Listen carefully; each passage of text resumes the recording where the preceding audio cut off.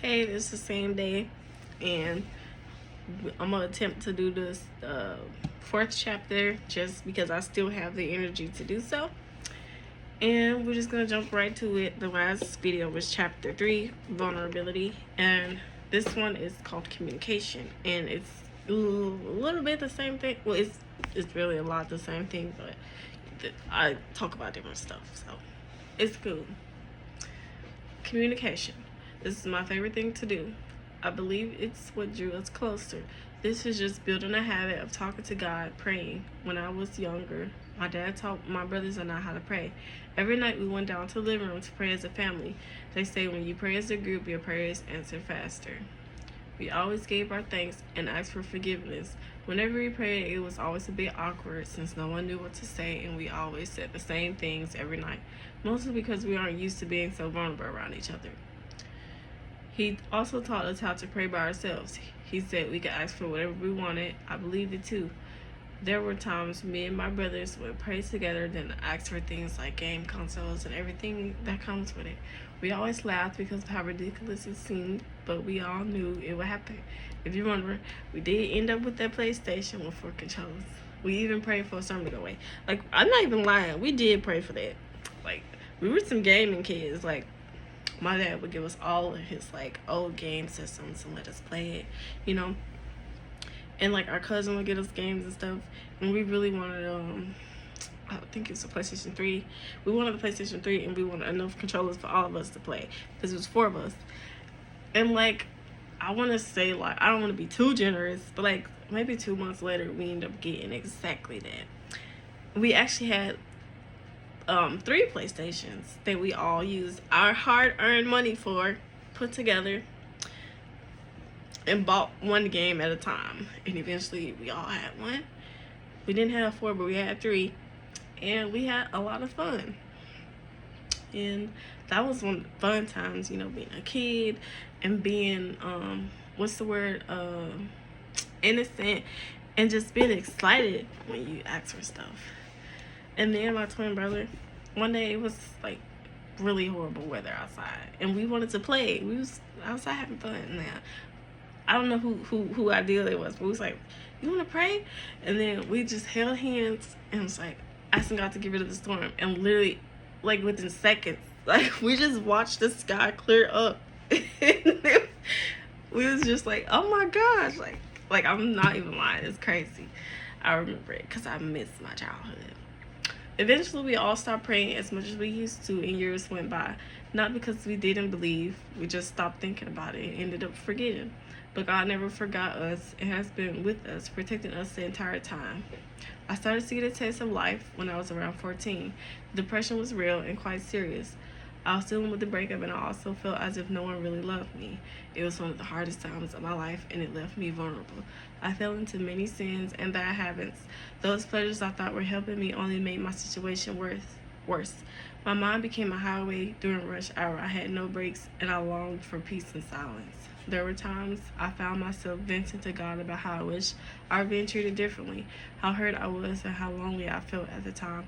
I had a feeling He heard, but I also felt like it was pointless. The only thing I knew about Him was that He could give you materials and that He was the God of everything. So after I prayed, I just continued on with my life. In the present moment, I realized that God heard me and listened. All the problems I had told Him about had been resolved. Maybe not all of them, but it's a work in progress. For example, although I cried over my ex, I still have mental problems. My mind is always racing and saying the utmost wildest things. I'm also still learning to let go and allow things to pass without letting my thoughts get the best of me, which again is a work in progress. 2 years later, editing this, my chronic overthinking has healed since then. I will have my testimony on my channel. I didn't talk about it.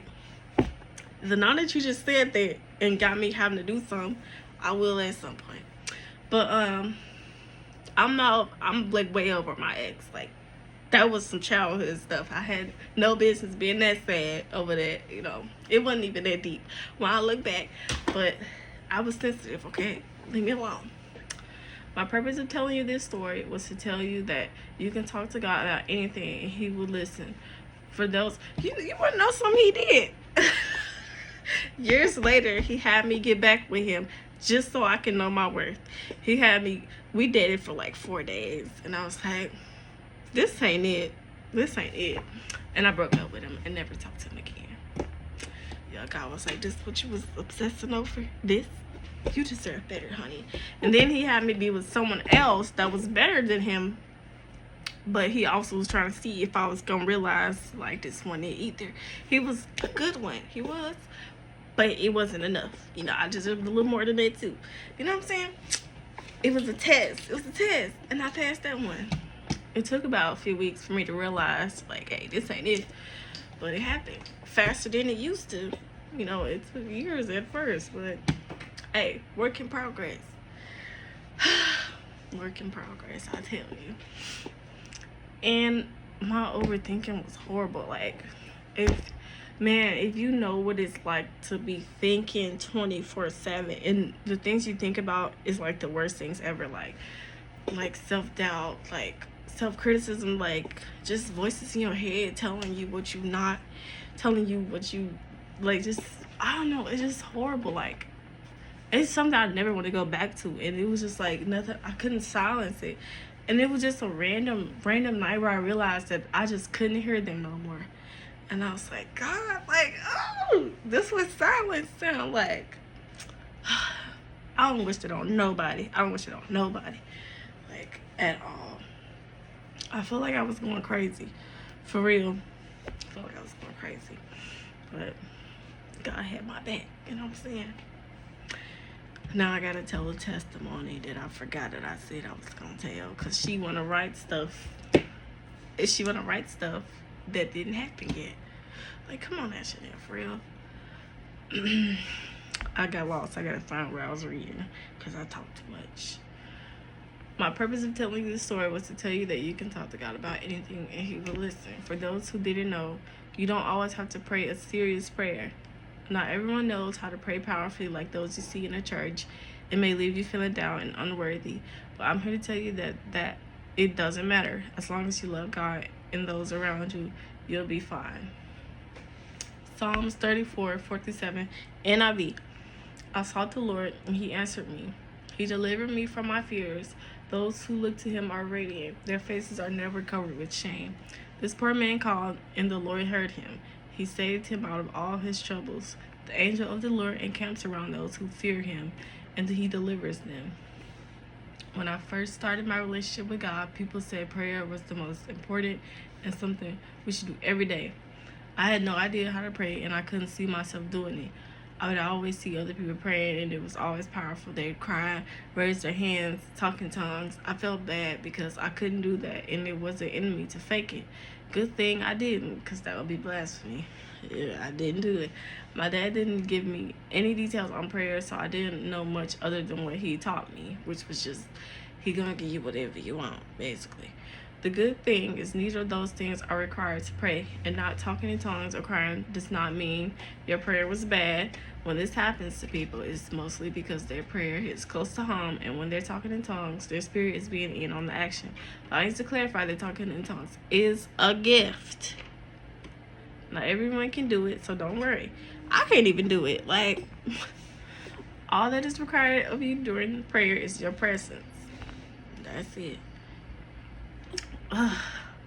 When you want to start learning how to pray, I suggest you take it a week up before you start trying to learn by comparison. This can lead to quite a few problems such as envy and insecurity.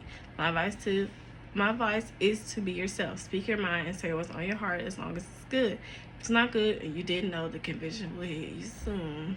Real soon. Yeah, I'm speaking from experience, honey. When you talk to God about the things in your heart, He can reveal to you the things you didn't know about yourself, the things you've suppressed and kept hidden for so long that you've forgotten. Once this starts happening, you'll start to get to know yourself better. You'll start learning the roots to some of your problems and learn what needs to change. Guilt is bound to show up at your doorstep when these things are revealed. God isn't showing you this so that you can feel guilty, but so you can change.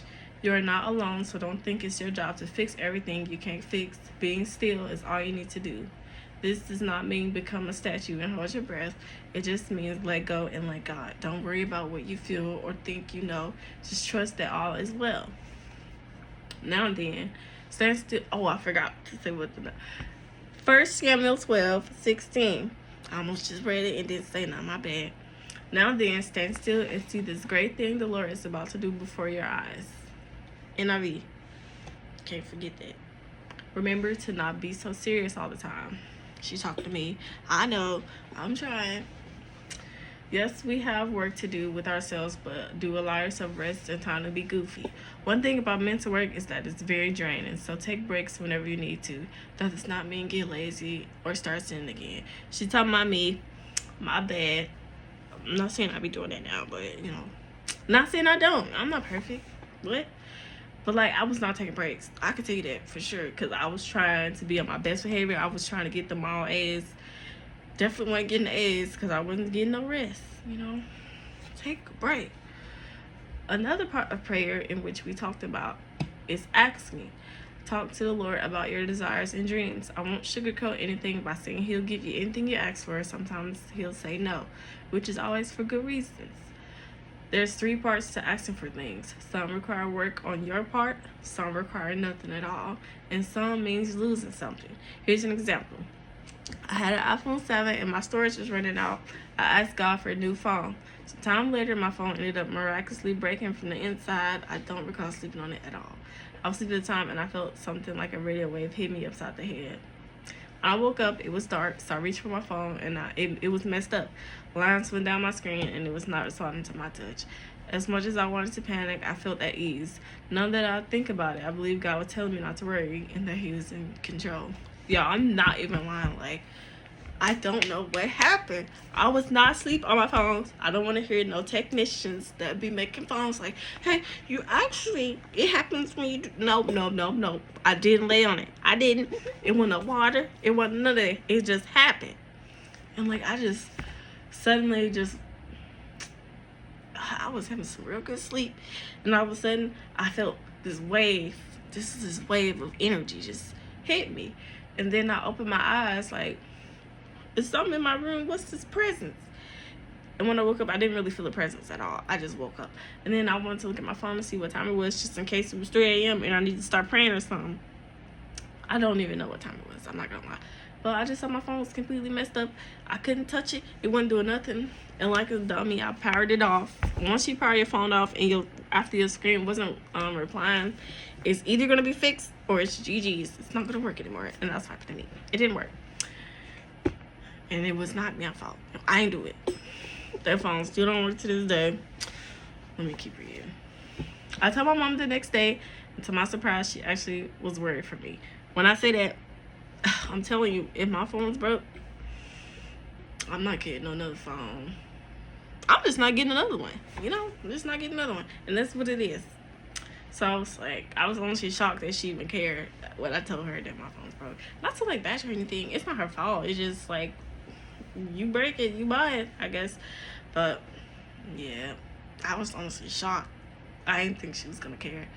Well, obviously she would have cared, but like I didn't think she was gonna like immediately put in action to get me a new one. I thought I would have to wait until I was 30 to get a new phone, but she hit up my aunt and went to find me a new phone right away. My dear cousin offered me an iPhone 8 Plus in perfect condition, minus the noisy humming, which is exactly what I asked. Yeah, that's my cousin. Like, she always gave me her hand-me-downs when she got a new phone. She was the real one. I think she the one who even gave me that iPhone 7. For real. She was. Like, girl, that's my girl. For real. And that phone was in the next generation, and it was still generations behind. But that was what I needed. Like, I was so grateful. Like, oh my gosh, like, God, I've been begging for a new phone. Like, I've been begging for one. Because, like, I was running out of storage, so I couldn't do nothing on it. I couldn't do anything. Yep. Got a new one. I think it was like 2 days later, you know. I ain't never suffered. And I was fasting at the time, so I didn't have the big attachment to my phone. I didn't really care, because like I would do like a month fast for my phone, or weeks fasting for my phone, week fasting for social media. Like, I did all of them fastings. One thing I had to fast from the most was from my phone, because that was one of my biggest idols. Like, real talk. It might be yours too. Just saying. One day he gonna tell you need to do it, unless he making me be the one to tell you that you need to fast from your phone. You know, you can take it slow and stuff. Be like, Maybe I'll stay on my phone for a day or two, or stay off a certain app. For me, I started off with social media, and I started to stop watching like videos and stuff, stop doing this, only read books. And then eventually I was able to wean off the phone, the whole phone entirely. It was rough, but I ended up being very creative. In that time I didn't have a phone, so yeah, you should do it too. Where was I? All I could say was look at God. I can use this example for other parts as well. The day I went over to her house to get the phone, I so badly wanted to spend the night there. I was young, and me and my cousins was tight. You know, I stayed spend the night over there. And their dad said no, so I couldn't stay. Rest in peace to Robert. That's my uncle, my favorite uncle. He didn't know that though, but he was. Anyways, when I came home that night, my kitten Smokey was giving birth to her 5 beautiful kittens. Unfortunately, they died the next day because she didn't feed them. She was still a kitten, so like I don't blame her for it, but I was mad. I was mad at her. Smokey was still a kitten, so I won't fault her. I did fault her, but I was young and mad, so I forgive her, I guess. You know. Let me stop playing.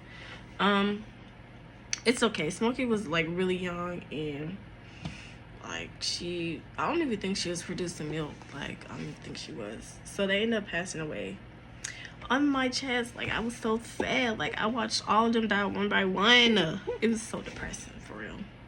If anything, that added on to my mental issues. Ever since then, I wasn't able to grieve the same. Like when someone says, hey, this person passed away, all I can do is pray, and then like, okay, well, you know, it ain't been the same for me no more ever since like so many deaths just been happening. Even my pets, and it's just like even those hit hard. So I'm like, bro, I just don't look at it the same no more. But let me not try to make it all emo and stuff. If I hadn't been there, I wouldn't have been able to witness such a beautiful thing. Even though they died, I've never felt happier being a grandma, even if it was just for 2 nights. I thank God for not letting me miss out. I would have been so devastated to not have met them before they died. So I wasn't told no for no reason, but for a good one. He said no to going over there, and he took my phone just so I can get what I wanted. Period. For the last part of asking, the one that requires work. When we ask for something big, like becoming what we always dreamed of, we have to do what is required of us. We have to move past the blockages, keeping us where we are, develop the skill, and endure the pain of what you will suffer for it, the sleepless nights, and the hard work. Sometimes we can ask for something and think it's simple. I asked God for longer hair and ended up having to learn how to take care of it on my own. I had to stop letting people do my hair and learn to do it myself. I ended up having to go natural and wear protective styles nonstop in order to manage my hair, which meant I had to learn how to braid. Doing your own hair, it's not for the weak, especially as a black person with tight curls. No one told me having natural hair would be this painful. She ain't lying. She didn't even have that much hair when she was saying all this. Now, oh wait, wash days is crazy. I just, man, it ain't even that tough for real. I grew out of that mindset. It's pretty easy. I just hate doing my hair just because it takes so much time, and that's really the main reason. It ain't really because it's hard to work with. It's time consuming, and my arms be getting a nice little workout because I have so much hair. Anyways, despite all the transitions and difficulties I had to face, I always smile when I remember the times I noticed my hair growing only by a centimeter. The journey was a true blessing. Another reason I always smile when I think about the times I was depressed and the Lord assisted me through my battles. Sometimes the end goal isn't the best part, but the things you've done to reach it, which is a really good thing. What's a destination without the path? This is why cheating and quitting is never the answer, and another reason God insists you rejoice, even in the dark times. You could miss out on the strength you could have developed along the way. No journey is the same, which is why you should always do what works for you and inquire God before anyone else. Everyone is different. NIV Psalm 37:4. Take delight in the Lord, and He will give you the desires of your hearts. All right. That was the end of this chapter. It's only 6 pages. Well, 6 pages for this device. I'm looking at it through a computer screen, so it's a lot less pages, but on the phone, it'd be a little bit more. It's communication. And this one is kind of like the other video, but obviously they're different. Otherwise I wouldn't have been, you know, making this a separate thing. But let me just see if I have anything like what was something that I had to lose in order to get what I wanted.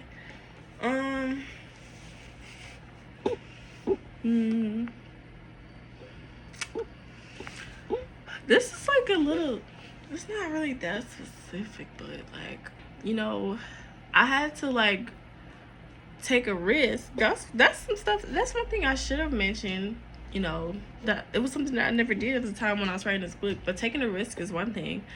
I took a risk of being homeless just to take a chance to have my own house and live where I wanted. Like, I was in a car, living in a car. Thank God I had a car, you know. But I think I was homeless for about maybe for about a month or two. I really don't know. I think it was 2 months. But my experience was not bad because I had someone with me, and God was literally with me the whole time, making sure I was straight. I never went a day without eating. I never went a day without a roof over my head, like not once. So I was completely fine. And that was the risk I had to take to get to where I am now, you know. And the other risk that I took was like signing the note to like determine, I think it's called termination, to live in my apartment just to get this house, even though like there was a chance that I wouldn't have gotten it at all. Like, God told me to just go ahead and put in my 2-month notice. I think it's 2-month notice. 3 months? 2-month notice that I was going to be leaving the apartment, even when it wasn't guaranteed that I would get this house. I just didn't want to have to spend no more money to pay rent. I just wanted to let them know that I was up out of here. And so the termination fee, yeah. Wait, what? Anyways, I took a leap of faith with that one. And what was the situation where I had to lose something? I don't think I think it enough to fly. Or the situation to where he said no. Honestly, it's a lot of stuff he said no to. Like, I don't feel like, I don't know, but just take what I told you already. I'm not even about to think hard on that thing. But yeah, this one, and wait a minute. Oh yeah, that is it. My bad. No, it's time to go ahead and lay down. The sun getting down. I'm tired. I had a long day, and my face actually been hurting this whole time. Like, I've been pushing through it. Persevere, everybody. But thank y'all for listening, and please consider getting the book on Amazon called Deepening Your Relationship with God by Chanel Waters. You have to put by Chanel Waters, or you ain't gonna find it, because I'm not popular. Not yet, at least. I don't want to be popular. I just want to do what God tell me to do, and that's it. Yep. Thanks for listening, and see y'all on my next video where I do chapter 5. I think this video, the next video will be halfway through. We'll be halfway through on the next video. I did 2 videos today. That's why, you know, I got the same gloves on. That don't matter. Y'all didn't ask. I need to just end the video and stop playing. Bye.